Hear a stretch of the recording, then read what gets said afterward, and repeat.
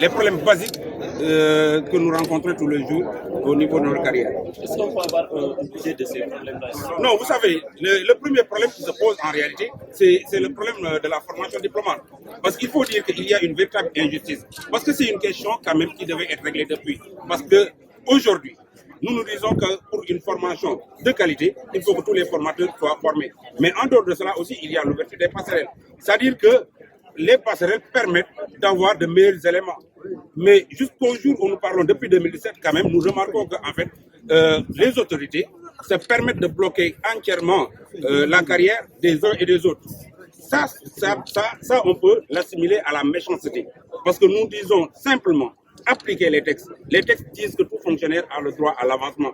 Aujourd'hui, nous voyons qu'il y a l'absence de volonté de nos autorités de faire avancer les choses. Et c'est la raison pour laquelle nous avons dit nous n'allons plus rester seulement les bras croisés, mais nous allons aujourd'hui engager une lutte sans fin. Justement, vous avez défini aussi un plan d'action. Oui, nous sommes à notre 7e plan d'action. Donc les plans d'action s'articulent autour des débrayages et des grèves, mais comme vous le savez, on y va petit à petit. Aujourd'hui, nous sommes sur une manifestation, mais demain, comme je l'avais dit, qu'on s'attende à d'autres programmes que nous allons dérouler. Parce que cette année, quand même, nous disons, nous ne pouvons pas chaque année aller en grève, perdre du temps et revenir. Cette année, il faut qu'on règle toutes ces questions-là.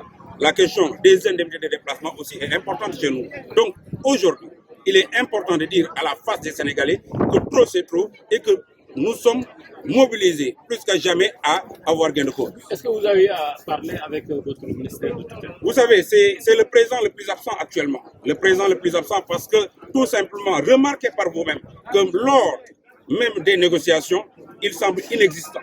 Comme si son secteur n'avait aucun problème. Et ça, nous l'avons dénoncé, c'est-à-dire ce mutisme observé. Un ministre qu'on ne voit nulle part en dehors des télévisions, mais qui, dans aucun discours, ne parle de ces enseignants-là. Comme si nous n'existions pas. Parce que regardez par vous-même, depuis qu'il a été à la tête de ce ministère, j'ai défié quiconque de nous montrer une seule vidéo où il a parlé de la situation des enseignants. Ce qui l'intéresse en réalité, c'est le tape-à-l'œil. Nous montrer qu'au ministère Prouva, ce qui est totalement faux. Et aujourd'hui, si on regarde la foule qui est derrière nous, ça démontre carrément que les gens sont en colère. Parce qu'ils sont venus de toutes les régions. Ils sont venus de toutes les régions pour dire stop, ça suffit et qu'aujourd'hui, on ne reculera pas pour obtenir gain de cause.